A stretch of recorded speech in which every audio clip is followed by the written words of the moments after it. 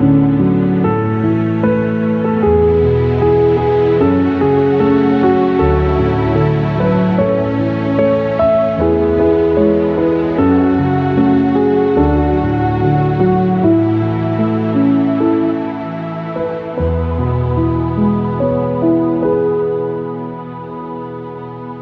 हिंद दोस्तों, कैसे हैं आप सब लोग। और मैं आप सबका बहुत बहुत स्वागत करता हूं अपने एक नए सेशन में। आज एक बड़े इंपॉर्टेंट टॉपिक पर और एक ऐसे मुद्दे पर हम लोग चर्चा करेंगे जिसका इम्पैक्ट जो है वो पूरी दुनिया पर जो है उसका असर हम सब देख सकते हैं। बहुत इंपॉर्टेंट घटना पर, और वो घटना घटने वाली है आने वाले 15 अगस्त को। इस 15 अगस्त को दो बड़ी इंपॉर्टेंट घटनाएं आपको देखने को मिलेंगी। एक तो पहली घटना यह है कि भारत अपनी आजादी का दिवस सेलिब्रेट करेगा। पूरी दुनिया लाल किले से हमारे प्रधानमंत्री नरेंद्र मोदी जी को सुनेगी। और दूसरी सबसे महत्वपूर्ण घटना वो ये है कि दुनिया के दो सबसे ताकतवर नेता ट्रंप और पुतिन की मुलाकात होने जा रही है भाई, वो भी अलास्का में। अमेरिका के सबसे ठंडे प्रांत में, सबसे ठंडी जगह पर एक गर्मा गर्म बैठक का आयोजन जो है वो ट्रंप और पुतिन के बीच में होगा। अब आप ये सोच रहे होंगे कि पुतिन को कहीं और जगह नहीं मिली, अलास्का ही क्यों, वाई? तो चलिए इस पर भी आपके साथ नॉलेज शेयर करते हैं कि अलास्का को क्यों उन्होंने चुना। और ये मीटिंग देखिए, ना रशिया के किसी शहर में हो रही है, ना अमेरिका के किसी शहर में होगी, और ना ही यूरोप के किसी भारी भरकम होटल में हो रही है। मीटिंग हो कहाँ रही है? मीटिंग हो रही है अलास्का में। अब ये अलास्का में इसलिए हो रही है क्योंकि अगर आप अलास्का को लोकेट करेंगे तो देखिए आप, रशिया और अलास्का के बीच में जो दूरी है वो बहुत ज्यादा नहीं है। और कभी अलास्का जो है वो रशिया का ही पार्ट हुआ करता था। अच्छा, एक बड़ा इंटरेस्टिंग फैक्ट आपको बताता हूँ कि जब मौसम क्लियर होता है ना, नीट एंड क्लीन होता है ना, तो रशिया से आप इसको देख भी सकते हैं, एक दूसरे का बॉर्डर दिखता है। और ये बेरिंग स्ट्रीट जो जा रही है, इसके इधर और इसके इधर एकदम अमेरिका और रशिया का बॉर्डर जो है वो टच हो जाता है, या अमेरिका और रशिया के बॉर्डर के बीच में डिस्टेंस हार्डली आप देखेंगे 80 किलोमीटर्स के आसपास का डिस्टेंस आपको दिखेगा, तो बहुत दूरी नहीं है। तो इस वजह से ये अलास्का को सेलेक्ट किया गया कि नहीं भैया, एकदम शांत जगह पर दो लोग मिलेंगे, बैठेंगे, बातचीत करेंगे कि कैसे जो है चीज़ों को आगे किया जाए। और वही ऑटोमेटिकली ये मीटिंग क्यों होने वाली है, ऑटोमेटिकली कैसे आगे का प्लान क्या होगा, रशिया यूक्रेन का जो वॉर है। तो ट्रंप को दरअसल बहुत इस बात की चिंता है कि रशिया में बहुत लोग मारे जा रहे हैं, यूक्रेन में बहुत लोग मारे जा रहे हैं, तो किसी तरीके से अब ये युद्ध जो है वो समाप्त होना चाहिए। अच्छी बात है, युद्ध समाप्त हो जाना चाहिए भाई, इनोसेंट लोग दोनों जगहों पर मारे जा रहे हैं।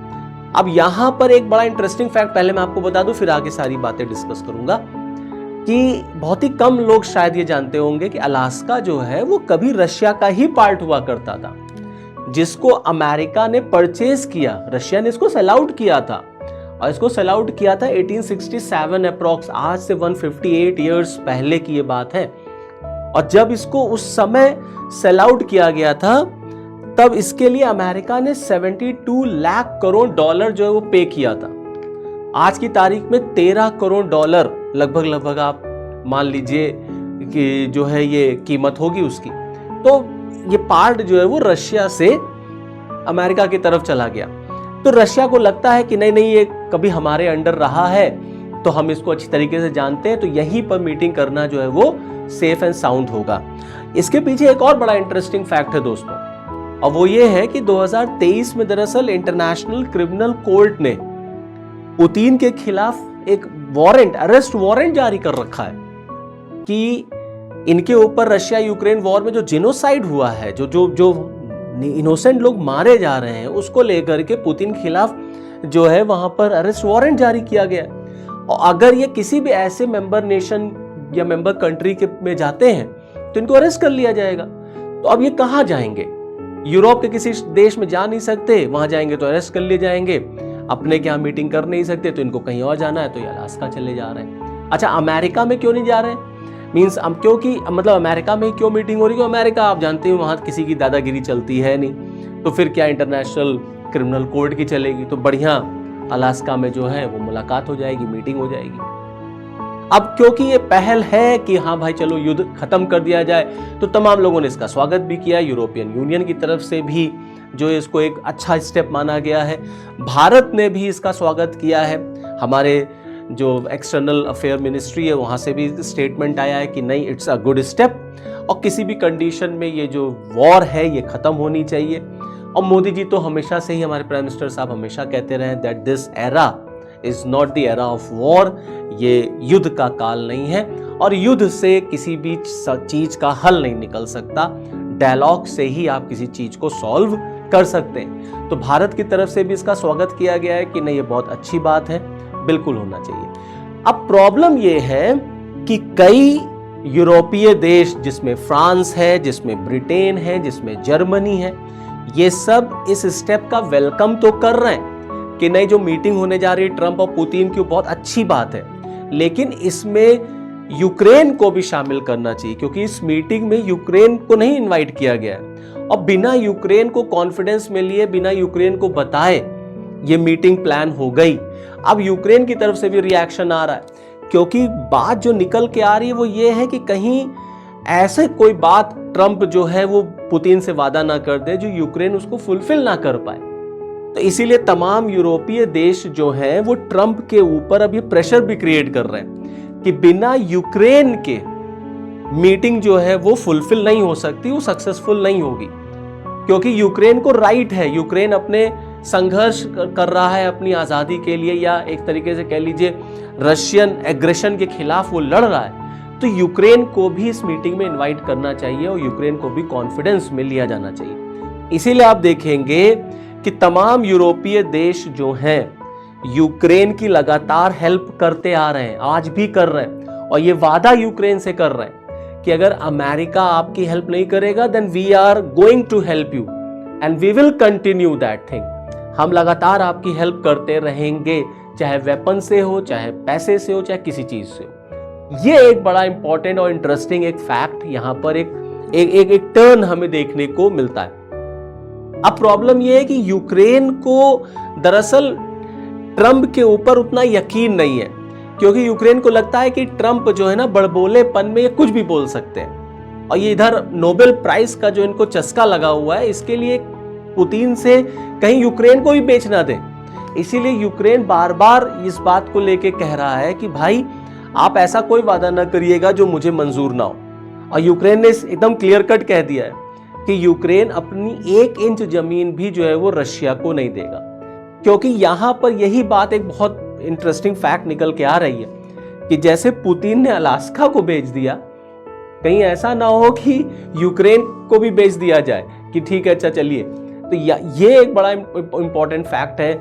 इसीलिए यूक्रेन जो है वो थोड़ा सा इस चीज को लेकर के ना बहुत एक समझ लीजिए उसके अंदर बहुत एप्रीहेंशंस चल रहे हैं। अच्छा, अगर आप देखें ये वो एरियाज हैं जहां पर रशिया ने कंट्रोल कर रखा है यूक्रेन के, ये देख सकते हैं आप, इतना एरिया ऑलमोस्ट 30% एरिया जो है यूक्रेन का रशिया के पास चला गया। अब यूक्रेन जो है इन सारे एरियाज को अपने पास मांगना चाह रहा है। आप देख सकते हैं जैसे ये आपका लुहांस्क है, डोनेट्स्क है ना, खैरसन वगैरह एरिया, ये वाला। अब रशिया जो है इनको छोड़ने को नहीं तैयार है, या ये हो सकता है कि रशिया इसमें से 2 अपने पास रखना चाहे, 2 छोड़ दें। अब यहीं पर मामला फंस रहा है कि यूक्रेन को लग रहा है कहीं ट्रंप जो है इस युद्ध को रोकने के चक्कर में या रुकवाने के लिए कहीं यूक्रेन पर ये प्रेशर ना क्रिएट करें कि आप इतना लैंड जो है वो रशिया को दे दीजिए।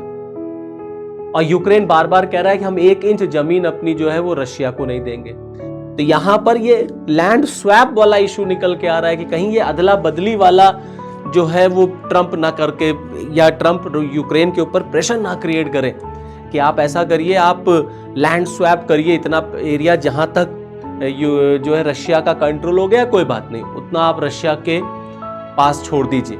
यूक्रेन बार बार ये कह रहा है हम 1 भी इंच जो है जमीन जो है वो रशिया को नहीं देंगे। अब इस मीटिंग में देखिए 3-4 चीजें हैं। पुतिन बार बार इस बात को कह चुके हैं कि कुछ शर्तें हैं हमारी, और शर्तें क्या क्या हैं। सबसे पहला एक ये कि जितने एरिया पर रशिया ने कंट्रोल कर रखा है, no Russia is not going to give those areas back to Ukraine, ठीक है। दूसरा ये कि ये वादा किया जाए कि यूक्रेन नेटो का और यूरोपीय यूनियन का सदस्य नहीं बनेगा, इस बात पर ट्रंप गारंटी दें। तीसरा ये कि जितने सैंक्शंस अमेरिका ने और यूरोपियन कंट्रीज ने रशिया के ऊपर लगा रखे उनको खत्म किया जाए। उसके बाद ये कि यूक्रेन को अपनी मिलिट्री में, अपने वेपन्स में रिडक्शन करना पड़ेगा। प्लस जो रशिया यूक्रेन का बॉर्डर है वहां पर जो यूक्रेन ने अपनी मिलिट्री प्लेस कर रखी है, यूक्रेन को से विड्रॉ करना पड़ेगा, पीछे लेके जाना पड़ेगा।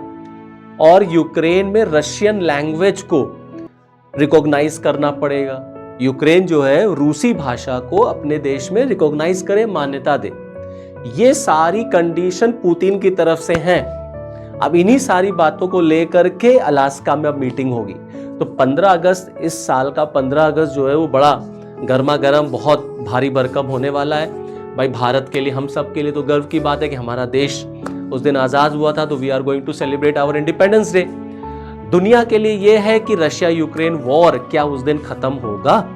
तो अब देखना होगा कि पुतिन और ट्रंप के बीच की ये जो बैठक है क्या रंग लाती है। क्या 15 अगस्त को ही रशिया यूक्रेन वॉर भी खत्म होने वाला है? तो चलिए फिर इस पर आगे नजर बनाए रखेंगे और फिर आपके साथ जुड़ेंगे किसी नए टॉपिक के साथ। तब तक के लिए मुझे दीजिए इजाजत। जय हिंद।